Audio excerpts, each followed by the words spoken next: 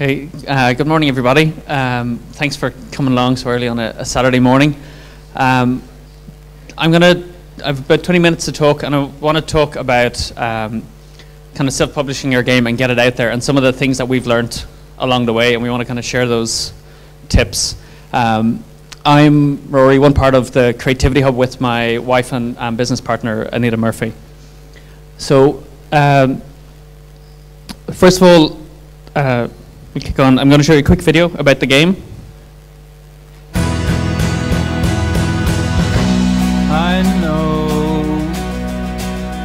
we don't get to be so close. You've got to take it so slow.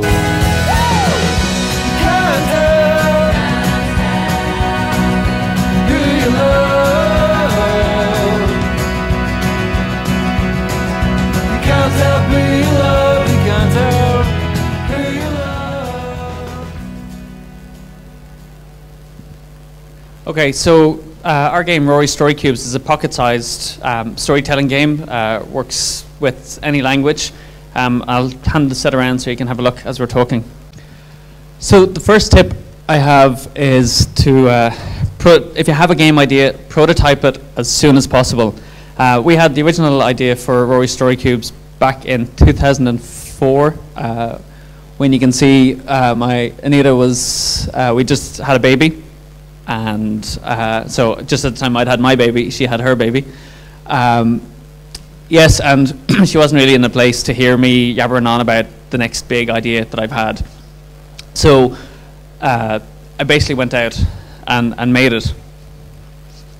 You know, and the reason for prototyping as soon as possible isn't you've got this idea in your head, but no one else knows what the hell it is that you're talking about quite often, even though you might be able to see it really clearly. The best way to show it to them and get kind of buy-in is to make it. So that's what I did. Originally, the Rory Story Cubes was inspired by a kind of a Rubik's Cube that had 54 icons stuck onto it. And I literally went out, bought a Rubik's Cube, ripped all the stickers off, drew the icons, did them up on the computer, printed them out, did like a plastic laminate over it, and stuck them on, and started playing with it, and started giving it to people to play with, and looked at them to see what their reaction was. You know, so very quickly you see whether you're onto something or not. You know, and if they say a picture's worth 1,000 words, I think a prototype is worth 1,000 pictures if you can put it into someone's hands. So this is all great, and I thought this is a brilliant idea, so I'm going to send it to 7 towns who hold the license for Rubik's Cube in pretty much around the world, and they wrote this very kind reply to me. So essentially what they're saying is that we don't see the point in this game. So at this point, you know, it kind of knocked the game on the head. Or it could have if I'd accepted their point of view, which was that this isn't going to work. I was confident because I'd prototyped it and played it with people. I knew that people enjoyed playing with it, so I need to find a different way to get it out there. You know, and yeah, so the tip here is to really focus on the essence of the game. What is it that the game achieves? Because sometimes we get caught up in the structure and the format and the look of the game, and we can drive ourselves down these dead-end tunnels because we think it has to be done a certain way. But if you keep asking, look, what's the kind of essence of this game? What is it that makes it great or unique or playable? And then find different avenues to get that game out there.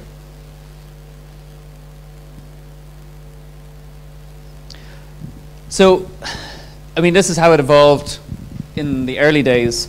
From the Rubik's Cube version, which I used to hand make and sell to people, and I'd sell them for, I think it was about £20 each.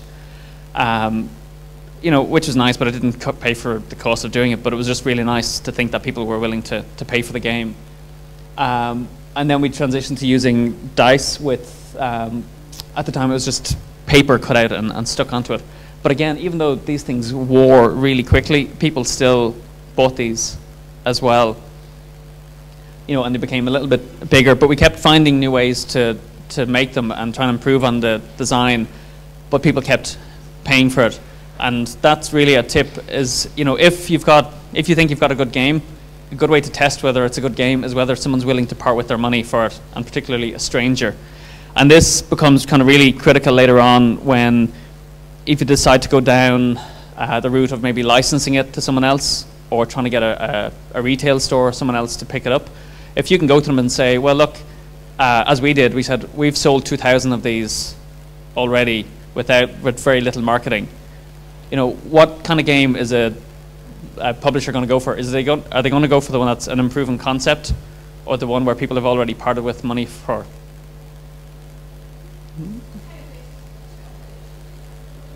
Pardon? It was PayPal, online through our website. Yeah.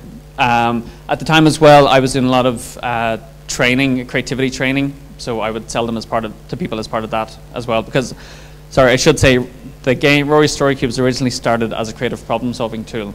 So I would use it in workshops with people. But then I found that my friend's daughter was using it to help with her handwriting in school. And her teacher absolutely loved this and said, this is brilliant for the classroom. And so we kind of spotted, oh, there's another opportunity for it. And then another friend said they had sat in a hotel and played with it for 2 hours. 3 generations, they'd put away their PSPs and they just played and told stories and laughed. And I love console games, but I thought this is brilliant to think that a family is sitting down together. So we realized we'd hit another market that we hadn't expected. But again, we couldn't have discovered that unless we'd be making prototypes and selling them to people. Let me see. Right. So next tip, and this is all stuff we kind of had to learn, and it's, if you're looking to talk to a publisher or a distributor, it's kind of good to know these things and be kind of forearmed with this information. So one thing is decide on the market for your game. And there's a great book called Paid to Play by Keith, I've forgotten his name. He teaches game design over in New York. A really thin book, but just crammed with really useful information. Keith Myers, I knew it would come back. So one of the things is deciding who's it you're selling to, because we think of games and everybody wants to play games, or everyone will want to play my game. Generally it's broken down into 3 markets if you're talking to people. So there's the hobby, what would be called the hobby market. So it's a lot of people who are here today. It's your kind of Arkham Horrors, Memoir 44, what else? Kind of Runebound, Magic the Gathering, Warhammer 40k. It's all their hobby games. Usually kind of niche games with a high ticket price to buy it. Then you have the specialty games. These are games, I mean, this is the thing that kind of saddens me. You don't see them so much here in Ireland or in the UK, but you'd see lots more of this in terms of the mom and pop stores in the US, how they sell these games, and across Europe as well. So they're the games that, you know, Forbidden Island is a great example. It's, you know, it's got a bit of meat to it, but it's quite easy to pick up and play, and you'd sit down and play it with your family as well. And essentially, Rory Story Cubes would have sat in this category. It was a kind of specialty game. And then you've got your mass market. And so again, I mean, people probably don't even know about Apples to Apples, but it's a hugely popular game in the US. And you know you've gone mass market when Kmart start stocking the game, or sorry, Walmart starts stocking it, or kind of Toys R Us. And the interesting thing about this is you can theoretically start in hobby and then move to specialty and move to mass market. You rarely move the other way. So even if you've got your eye on mass market, you might decide, well, I'm going to focus on specialty first. And the reason why I laid this out is it's going to determine who are the publishers and who are the distributors you're going to talk to about your game as well, because they'll specialize in those areas, and you want to find the company that's the right fit for your game. So this was a real eye-opener for me. The next couple of slides are about different ways you can sell your game. So the first one, the obvious one that we started with, was you basically sell the game directly to the player or the person who's going to use that. Now you can use whatever methods. You can walk up to them, sell it to them. You can sell it through the web. You can sell it to the web with a fulfillment company that's going to deliver it for you as well. or you can start selling to a shop. So you're selling to one person and they're selling on to more people.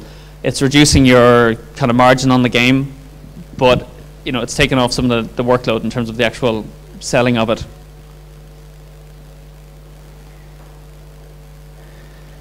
So the next step is you sell through a distributor. So they specialize in holding a kind of a catalog of products, and they would have usually have a sales team that goes out and meets with the stores, shows them the latest catalog.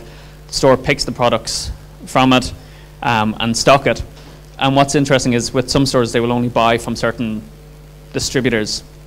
And a lot of stores prefer to buy from distributors because they don't want to take you on board as this very small company or person who's only got one product to sell, because they just say it's too much hassle for our systems to do that. So it can be useful to find a distributor that you can work with. In doing so, you reach more people, but again, you cut the amount of profit that you make on the game as well. Or you can go this route, which is basically to work with a publisher. So you sell the idea to the publisher, and they basically look after the rest of it. And if you do that, you're looking at earning a royalty from them. This is probably the easiest. Well, yeah, ultimately I think it's the easiest. It's the hardest one to make money from if you're going to do it, and you've less control over the game as well. I think for a lot of us, this is what we initially aspire to. We'll get our game published, or we'll get it out there and seen by lots of people. I don't know if any of you know the game Pandemic. Yeah? Matt Leacock is the designer of that, and I just thought, he was great, and I heard a talk, because I was going, he must be loaded, like Pandemic's doing really well. And I was self-employed at the time, struggling to sell the story cubes. And I heard a talk, and he said, yeah, I'm in full-time employment with Google, because there's absolutely no way I'd make a living from selling games. I was like, damn you, Matt, damn you. So we'd basically taken the leap already, and we had to make it work for ourselves, because both of us are self-employed. So here's a really interesting thing about how you make money from a game. Okay, so if you sell kind of one game, you get all the profit from it. You just cover your costs of production. Selling one game kind of online or directly is the equivalent of selling through a retailer, okay? Because they take a 50% cut on the game. So selling one game online is the equivalent to selling two to a retailer, which is the equivalent of selling four to a distributor who wants to take their cut on the game.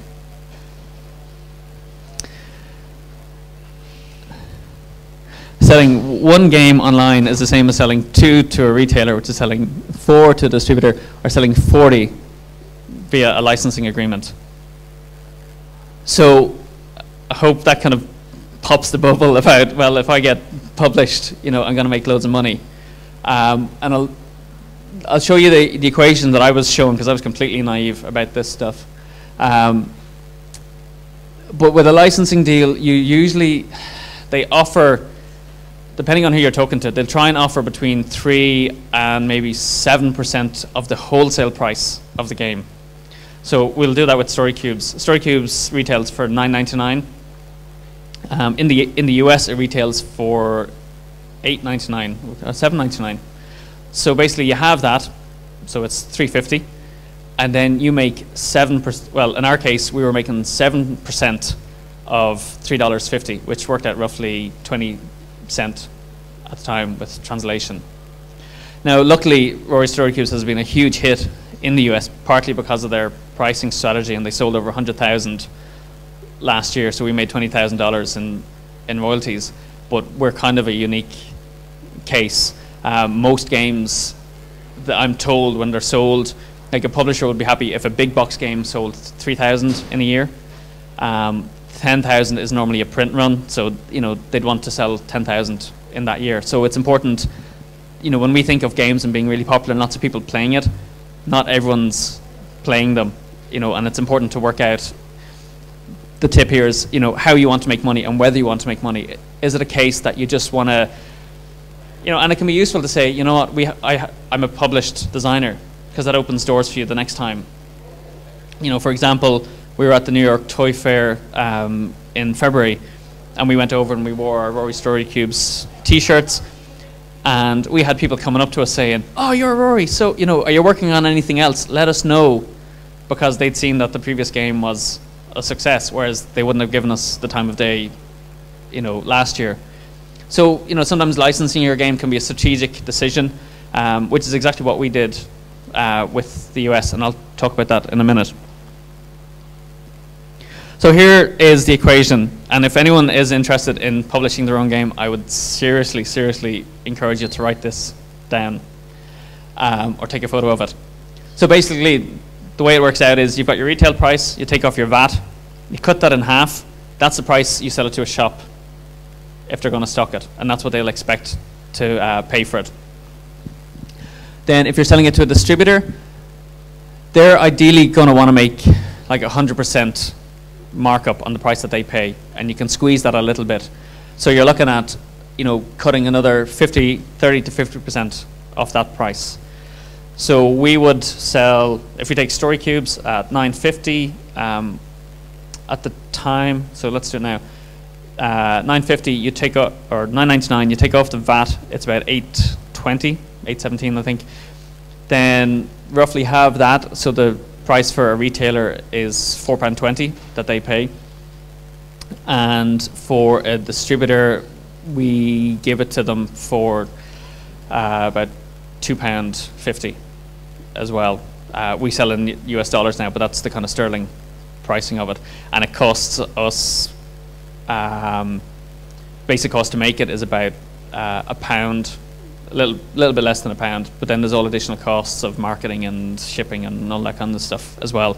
So you want to make sure you have a nice kind of margin in there to feed your kids along the way.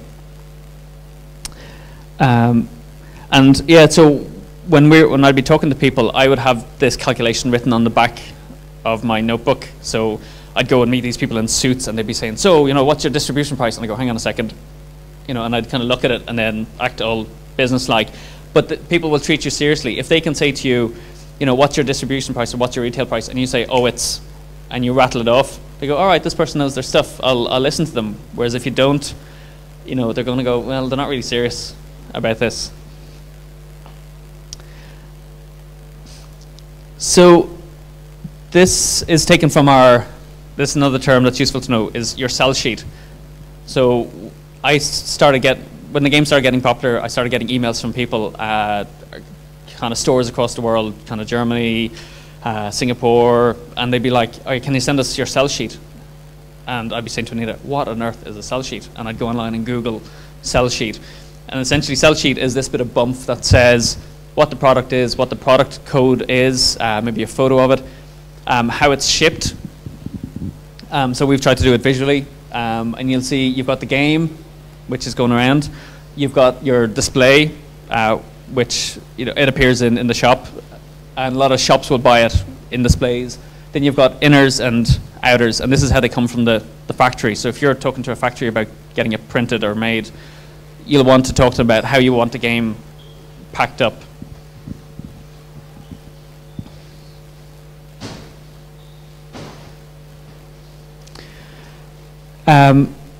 We're probably guilty of having kind of lots of ideas and not necessarily acting on them. So one of the things that we try to do is we make commitments that put us in this really awkward position where we have to deliver, and it forces us to kind of keep things moving onwards. This case in point was, you saw the earlier sets of the Story Cubes. They were all like the little stickers stuck on. I was doing training with a bank in Dublin, and we promised, as part of their creativity training, we would deliver 30 sets of Story Cubes to them. And luckily that training, well, sorry, I'll show you the next picture. So we made this promise, and then I kind of came home and told Anita. And it was a case of, okay, we got to do this, how are we going to deliver it? But we used the money we were getting paid for that training to then go and get 500 made. So we gave them 30, which is great, and then we were left with 470, and that's when we started really kind of selling online through PayPal. So yeah, I'd really encourage you, as you're developing it and getting out there, always find ways to try and get paid to do it. whilst holding on to the copyright or the IP of the product. Yeah, and I just want to show you this because I think apparently everyone who's involved in game design has one of these kind of dark moments. This is us kind of sitting, trying to pack about 2,000 sets of story cubes. So at the time, the boxes were separate from the dice and from the labels that we had to stick on because it was kind of all bought in from different places. So we'd sit down, maybe have the TV on, and we're just a production line trying to get them out in time for Christmas. So my encouragement is, do what you can and scale up to a point where it just gets too much, and then you bring on someone else to help, because those margins are quite tight. So you want to hold on to as much of that profit as you can and use the resource you have, which in our case was kind of time. In terms of how we scaled up, actually, we used to do this ourselves, and then we worked with a social enterprise who they loved having this as a job because it was just manual work that the guys could do. It took the workload off us. It was quite cost effective for us as well. And it added to our kind of kudos as well in terms of working with a social enterprise. We've now got to the point where everything is made in China just because of the scale of it.